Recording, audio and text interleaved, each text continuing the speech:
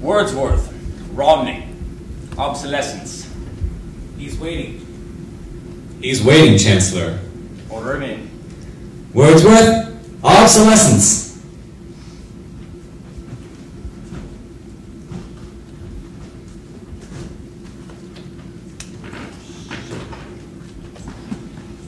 You walk into this room at your own risk, because it leads to the future. Not a future that will be, but one that might be. This is not a new state. It is simply the extension of what began in the old one. And it has patterned itself after every dictator who has ever planted the imprint of a bloody boot on the pages of history since the beginning of time. But, like every one of the super-states that preceded it, it has one iron rule. Logic is the enemy, and truth a menace. This is Mr. Romney Wordsworth in his last 48 hours on Earth. He's a citizen of the state, but will soon have to be eliminated because he's made of flesh and because he has a mind. Mr. Romney Wordsworth will draw his last breaths here in the Twilight Zone. Woo.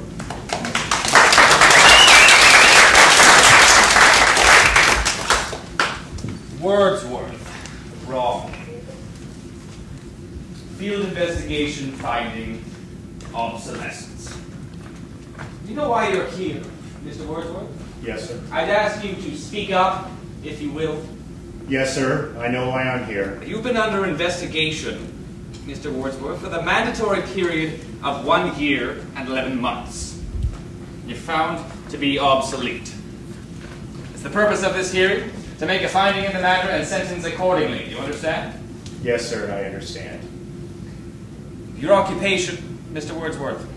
A librarian, sir. A what? A librarian, sir. Has this man had counsel? Yes, sir, he has. You're sure he knows his rights? He's been given orientation, sir. I'm told you've had counsel and been given orientation, Mr. Wordsworth, but I'm still not sure in my own mind that you understand the purpose of this hearing. The field investigators in your sector has classified you as obsolete. This finding carries with it serious implications. Do you understand? Now I ask you again, your occupation. I am a librarian. That is my occupation, my profession.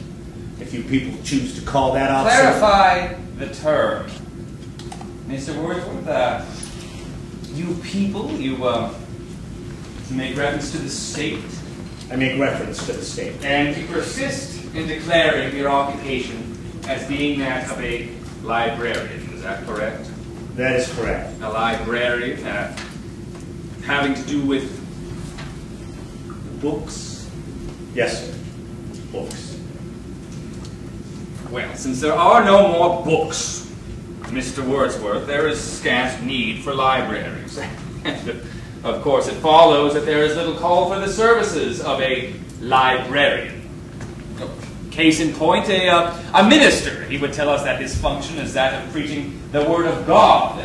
And of course, since the state has proven there is no God, that would make the function of a minister somewhat academic as well. There is a God. You're in error, Mr. Wordsworth. There is no God. The state has proven there is no God. You cannot erase God with an E. You're obsolete. A lie! Wordsworth. No man is obsolete. You have no function, Mr. Wordsworth. You're an anachronism, a ghost from another time. I'm nothing more than a reminder to you that you can't destroy truth by burning books. You're a bug, Mr. Wordsworth, a crawling insect, an ugly, misformed little creature who has no purpose here, no meaning. I'm a human being. A human being? Mr. Wordsworth, is that what you lay claim to? You are, well, you were a librarian. Mr. Wordsworth, a dealer in books and 2-cent fines and pamphlets and closed stacks and the musty insides of a language factory that spewed out meaningless words on an assembly line. Words, Mr. Wordsworth, that had no substance and no dimension, like air, like the wind, like a vacuum you made believe had an existence by scribbling index numbers on little cards. I don't care, I tell you. I'm a human being. I exist. And if I utter one thought aloud, that thought will live long after I'm dead. Delusions. Mr. Wordsworth, delusions that you inject into your veins with a needle filled with printer's ink, the narcotics you call literature, the Bible, poetry, essays, all of it just an opiate to make you think you have a strength when in fact you have no strength at all. You have nothing but a dream, and the state has no use for your kind. You waste our time, Mr. Wordsworth, and you're not worth the waste. Gentlemen, how do you find obsolete? Obsolete. Obsolete. Obsolete. I concur. Wordsworth, Romney, the board has made a finding. The board finds you obsolete. Mr. Wordsworth, your rights are as follows. You are to be liquidated within a period of 48 hours, but you have an option as to method and precise time. There are several prescribed methods, Mr. Wordsworth, a gas, pill, electrocution, and it can be done immediately or an hour from now or at any specific time that you request. What other options do I have? The most popular, Mr. Wordsworth, extermination at a time unknown. This way the subject is aware of neither the time nor the method. Psychologically, it's somewhat easier. I'm a very rich man. Louder, please. I was simply saying I'm a rich man. I have such a wealth of choices. Cowards die many times before their death. The valiant never taste of death but once. Of all the wonders I yet have heard, it seems to be most strange that men should fear seeing that death, a necessary end, will come when it will come. That's from Julius Caesar, Shakespeare. Since you've given me the luxury of choice, I'll choose the following. To be given an assassin to whom I will tell the exact method of my execution. Mr. Wordsworth, we don't understand the nature of the request. You are to assign me my assassin, but only he and I will know the exact way in which I am to die.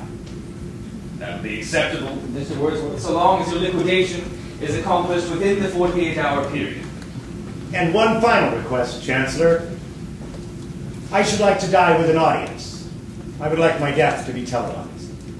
Well, that too can be arranged.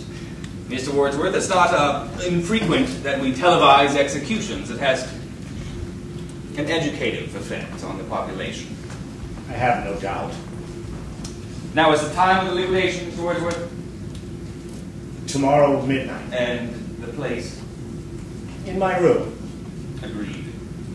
We will choose your liquidator and send him over to you, and he will be duty-bound, just as you have prescribed, not to divulge the method you decided upon. That is all, Mr. Wordsworth. You may leave and go back to your little room.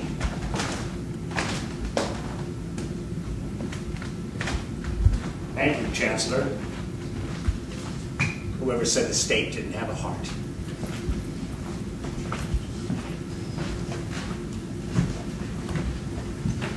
An odd one, and with very bizarre requests. Bizarre. But, to our advantage, he wants his death televised. All right. We'll oblige him. By midnight tomorrow, he'll be crawling up the walls with fear, and we'll televise every moment of it. His fright, his horror, and I dare say, his belly-crawling supplications for mercy. Oh, we'll televise it all over the country. We'll show the people how this obsolete man, this librarian, dies.